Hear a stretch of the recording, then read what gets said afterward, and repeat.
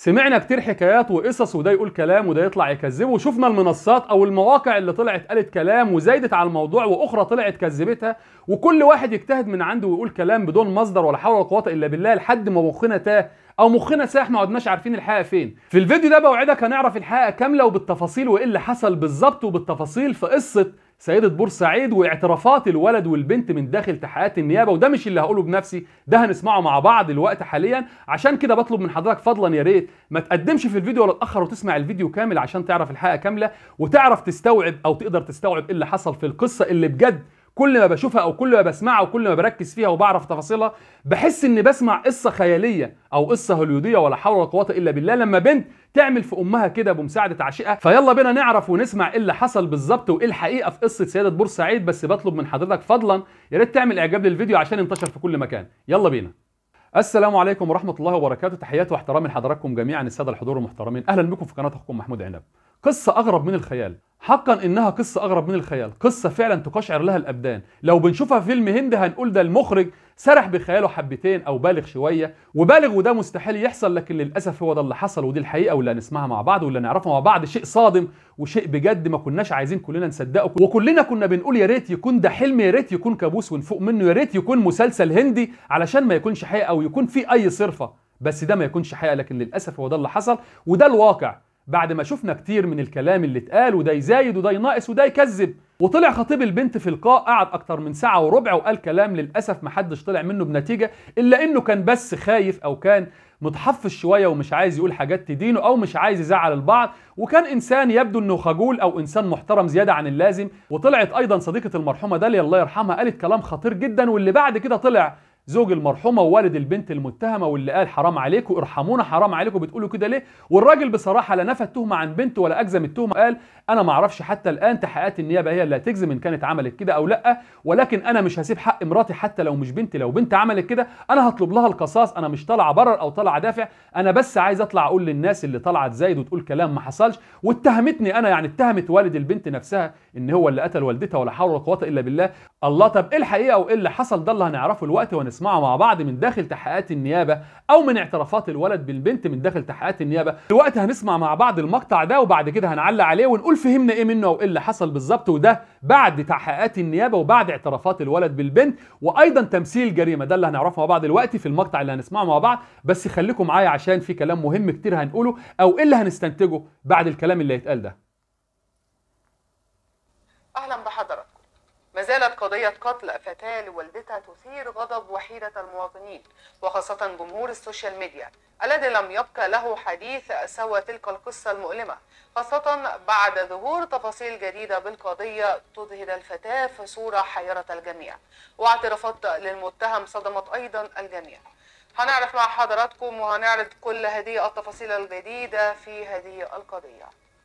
في شهر يوليو الماضي احتفلت أسرة بخطبة ابنتهم التي تبلغ 20 عاما، وعاشت الأسرة أجواء المرح والسعادة بهذا الاحتفال، لكن هي شهور تفصلنا عن هذا الحدث حتى قامت تلك الفتاة بقتل والدتها بمساعدة صديقها، في صدمة تركت سؤالا على لسان هذه الأسرة، وهو لماذا قامت الفتاة بذلك؟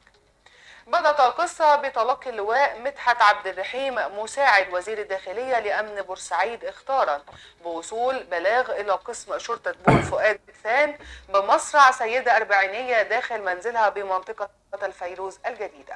واستمعت النيابة لأقوال الشهود، لكن رواية الابنة لمقتل والدتها لم يصدقها رجال المباحث، وظل رجال البحث الجنائي في بورسعيد يبحثون حول لغز مقتل أربعينية بورسعيد، ونجحوا بالفعل في حل لغز مقتل مشرفة عمال بمستشفى الحياة في بور فؤاد التابعة لمنظومة التأمين الصحي الشامل.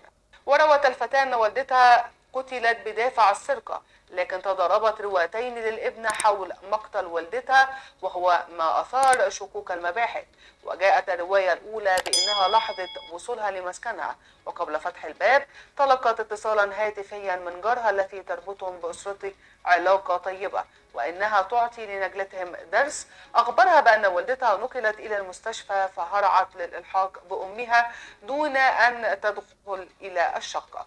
أما الرواية الثانية فهي أن نجلة المجني عليها فتحت باب الشقة وخلعت حذائها وقرض ذهب. وفي تلك الأنباء تلقت اتصالا بأن والدتها نقلت للمستشفى فهرعت إليها، ومن هنا جاءت شكوك رجال البحث وبدأوا يضيقون الخناق عليها.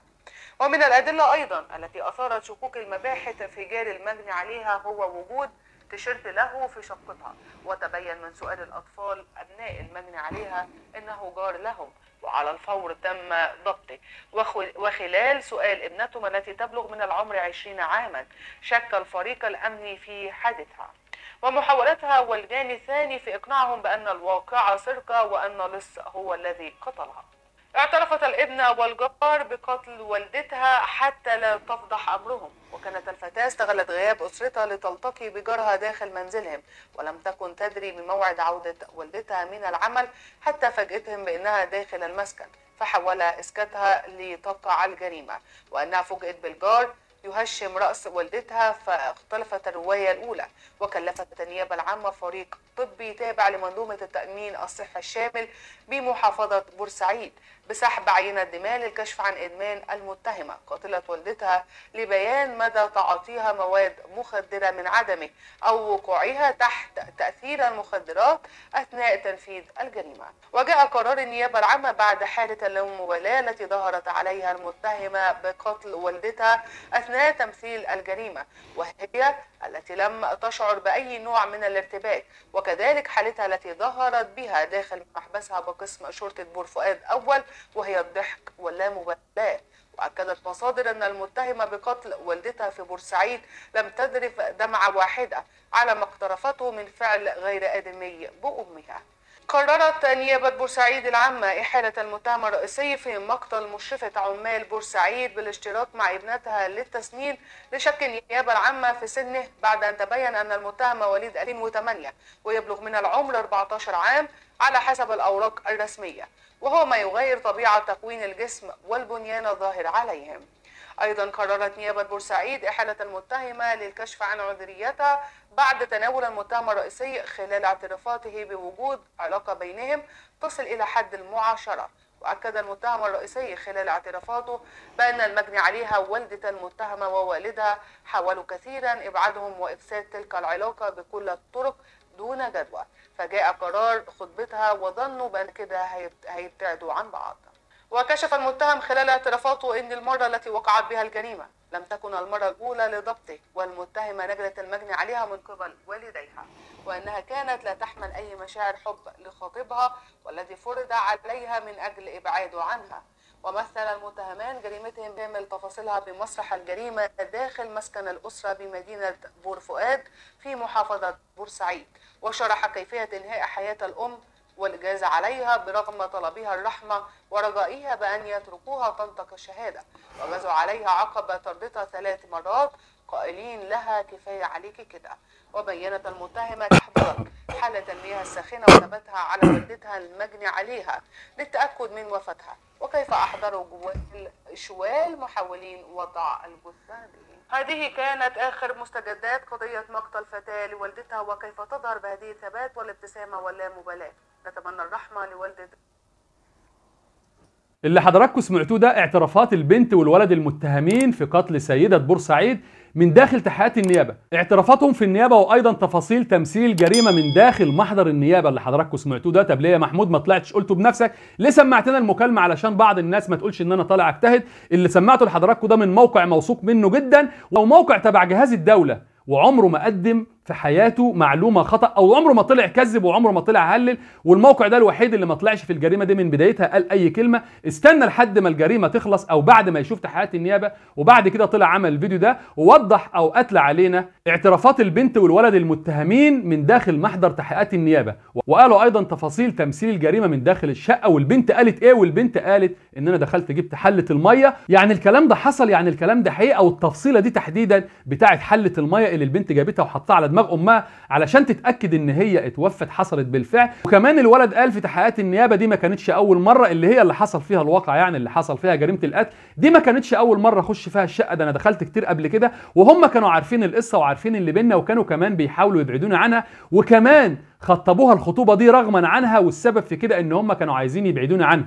يعني هم خطبوا البنت، الشاب اللي حضراتكم شفتوه اللي طلع وتقريبا اكبر منها بكتير، وحضراتكم اخدتوا بالكم او حضراتكم كتبتوا ده في التعليقات ان هو كبير عنها في السن. يعني الولد المتهم قال ان الشاب اللي كانت مخطوبه له ده ما كانتش بتحبه وكانوا مخطبينه لها رغما عنها علشان تبعد عني او علشان تنساني، وما كانتش فيه اي مشاعر منها تجاهه زي ما طلع الخطيب وقال الكلام ده. ده اللي قاله الولد المتهم من تحقيقات النيابه. وكمان الشيء اللي طلع بجد صدمني انا شخصيا ان الولد ده طلع سنه 14 سنه، الولد ده مواليد 2008، يعني حتى مش 17 سنه ولا 16 سنه، والبنت دي بنت جامعيه عندها 20 سنه بتدرس في كليه اداب. ايه اللي يلمها على ولد زي ده؟ ولد بيقول لك، او الجيران او الناس اللي شفناها حضراتكم لما شفنا اللقاء بتاع جارتهم وزميله والدتها اللي هي صديقتها اللي طلعت قالت انا اللي مغسلها، وكانت الام بتبكي وانا بغسلها. قالت الناس دول ناس كده جايين ما اعرفش جايين منين، وناس ما هماش قد المستوى، وناس مش محترمين، وناس للاسف حياتهم وحشه جدا. والولد ده ما كانش متعلم ولا عمره راح تعليم، ده الولد ده كان شغله ان هو صايع واقف طول النهار يلعب في الشارع، لا عمرنا شفناه بيروح تعليم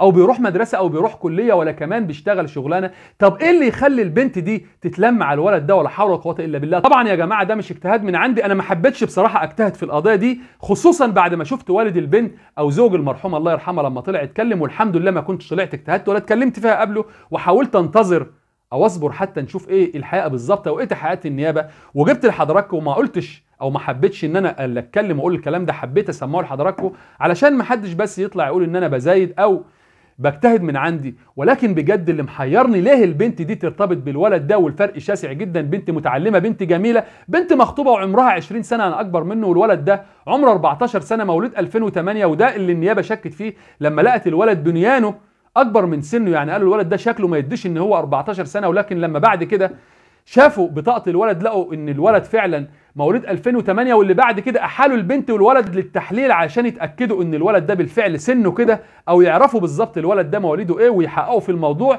لان الولد بنيانه اكبر من سنه. بنيان الولد بيدي 17 18 سنه لكن سنه بيدي 14 سنه. وهنا النيابه ايضا امرت باحاله البنت للطب الشرعي عشان يكشفوا عليها ما ان كانت عذراء من عدمه، لان الولد قال ان انا حصل بيني وبينها علاقه وصلت حد المعاشره، يعني بمعنى الكلام زي ما حضراتكم سمعتوه معايا دلوقتي ان حصل بينهم علاقه جنسيه كامله. النيابه العامه هنا امرت باحاله البنت للطب الشرعي عشان يعرفوا البنت بالفعل بنت بنوت او مش بنت بنوت، وده اللي لحد دلوقتي لسه التقرير او بيان الطب الشرعي ما طلعش، ولكن حضراتكم ده اعترافاتهم، انا مش بجتهد من عندي، ده حضراتكم زي ما سمعتوا معايا دي اعترافات البنت والولد. واللي قالت البنت في التحقيقات ايوه احنا فعلا كنا موجودين في الشقه، واللي الولد قال دي ما كانتش اول مره، احنا كنا بنيجي على طول، وكانوا الاهل عارفين الكلام ده وكانوا بيعملوا محاولات كتير علشان يبعدونا عن بعض وعشان كده خطبوها. وبعد كده قالت البنت ان دخلت الام علينا وانا ما كنتش اعرف انها تيجي في الوقت ده، واتفاجئت بالولد اللي معاها او ان كان العشيق او ان كان اي المسمى ان مسك شاكوش ونزل على والدتها هشم راسها. واللي اكد ايضا بيان النيابه العامه او اعترافات الاولاد ان ايوه الست دي طلبت منهم ارحموني او استنوا لحد ما تشاهد، وبالفعل قالوا لها تشاهدي، وبعد ما تشاهد قالوا لها كفايه عليكي كده، وضربوها لحد ماتت. والبنت دخلت جابت حله ميه سخنه بالفعل علشان تحطها على دماغ امها تتاكد ان هي عاشت ولا ميته. ده اللي حصل حضراتكم وده اللي سمعتوه من داخل تحقيقات النيابه، مش كلام من عندي ولا قصص ولا روايات ولا حول ولا قوه الا بالله. قسما بالله قصه فعلا تقشعر منها الابدان، والله لو بنشوفها في فيلم مستحيل نصدقه، والله لو بنشوفها في فيلم هندي هنقول ده المخرج سرح بخياله او بالغ. لما بنت في السن ده والدتها، شوفوا حضراتكم كانت كاتبه لها بوست قبلها بيومين او قبلها بفتره لما كانت البنت مخطوبه بتبارك لها وفرحانه بيها، وحبيبتي وبنتي، وانت مش بس بنتي انت اغلى من بنتي، انت نور عيني، انت فرحتي الاولى. البنت اللي قالت انا لما كنت موجوده في الشقه ودخلت امي علينا انا والولد ضربناها وموتناها وجبت الميه السخنه حطيتها عليها، ولما لقيت اخواتي طالعين داخلين الشقه طلعت جري عليهم وقلت لهم ده في حد اتصل بيا وقال لي والدتكم واقعه في المستشفى، واللي اخدتهم ورحنا بسرعه المستشفى علشان نشوف والدتها او نلحقها او نشوف ايه اللي حصل. ده اللي قالته البنت في المره الاولى، ده اللي قالته البنت في تحقيقات النيابه، قالت ايوه انا قلت كده فعلا بالفعل او عملت كده بالفعل. ولو حضراتكم سمعتوا اول لقاء مع الست اللي غسلتها، الست جارتهم وصديقه الله يرحمها المرحومه داليا، لما طلعت في اللقاء بتاعها وقالت الكلام ده، وده بيتهيألي كان اصدق لقاء اتعمل، او الست دي ما بلغتش ولا كذبت، قالت اللي عندها بالتفاصيل. قالت البنت جات لي وبعدين اتصلت بيها وتعالي يا بنتي، طب فين التليفون بتاعك؟ قالت ما اعرفش انا اتلبخت ورميت التليفون. طب ايه جاب تليفون امك هنا؟ قالت ممكن تكون نسيته. طب خش افتح الشقه شوفوا امك ممكن تكون نايمه جوه. قالت لا المفتاح ضايع مني مش معايا. وبعد كده لما اتصلوا بوالدها ووالدها جه فتح الشقه ودخلوا اكتشفوا الجريمه. البنت ادعت او قالت ان ده اللي حصل ده علشان بداعي السرقه، وان اللي دخل ده دخل عمل كده عشان يسرق امي والكلام اللي حضراتكم سمعتوه. ولكن سبحان الله التيشيرت اللي الولد كان قلعه في الشقه لما النيابه دخلت بعد بلاغ النيابه والنيابه حضرت، لقت تيشيرت الولد داخل الشقه. لما جابوا التيشيرت وسالوها قالت ما اعرفش ده تيشيرت مين، ممكن بتاع اي حد، بتاع اخويا او بتاع حد. ولكن اخواتها الصغيرين اللي اعترفوا قالوا ايوه التيشيرت ده بتاع الولد ابن الجيران اللي جنبنا. واللي بعد كده النيابه قبضت على الولد، واللي في البدايه انكروا وقالوا القصه اللي حضراتكم سمعتوها والكلام اللي سمعناه كتير ده. ولكن مع تضييق الخناق معاهم وبعد التحقيق الكامل والضغط عليهم، وطبعا حضراتكم عارفين اللي بيكذب بينسى، وده اللي حصل بالفعل، ان كانوا بيحققوا مع ده لوحده وبيحققوا مع البنت لوحدها وكلامهم اختلف. واللي بعد كده واجهوهم ببعض واعترفوا على بعض ان هم عملوا كده الجريمه. والولد قال الكلام اللي حضراتكم سمعتوه، ان دي ما كانتش اول مره وما كانتش مخطوبه لخطيبها ده بارادتها، كانت مخطوبه غصب عنها، وكان الهدف من كده انها تبعد عني، وكان اهلها عارفين. ده حضراتكم مش مني، ده حضراتكم الكلام اللي طلع من محضر النيابه، اللي حضراتكم سمعتوه من موقع موثوق منه جدا وموقع تبع مؤسسه دوله، يعني مش هيطلع يكذب. الموقع الوحيد اللي ما اتكلمش من بدايه القضيه، وما اتكلمش ولا قال اي كلمه لحد ما طلع بيان النيابه العامه، واللي طلع قاله واللي طلعت قلته لحضراتكم، وحبيت اسمعه لكم عشان ما حدش يقول بن زياد ولا بن ناقص ولا حول ولا قوه الا بالله. شوفوا يا حضرات، شوفوا يا ساده، وصلنا لايه لما بنت متعلمه وفي الكليه وعمرها 20 سنه تعمل كده في والدتها، وما بانش عليها كمان. قالوا في تحقيقات النيابه زي ما حضراتكم سمعتوا البنت ما كانش باين عليها، ما ظرفتش دمعه واحده على والدتها، ما كانش باين عليها اي شيء من الحزن ولا اي شيء من الزعل، وحتى لما كانت في الحجز ايضا ما بكتش ولا قالت اي حاجه. ده الكلام حضراتكم التفاصيل اللي جت من تحقيقات النيابه، ان البنت ايضا لا زعلت ولا كان باين على وجهها اي ملامح للزعل ولا الحزن ولا ظرفت دمعه واحده ولا كانت مرتبكه ولا كان في بالها. وحاليا زي ما قلت لحضراتكم النيابه امرت بتحليل للبنت ان كانت البنت متعاطيه للمخدرات او لا، او ان كانت بنت بنوت او لا، حسب كلام الولد انه قال ان كان بيننا وبين بعض علاقه وصلت حد المعاشره، يعني علاقه جنسيه كامله، يعني معناها البنت مش بنت بنوت.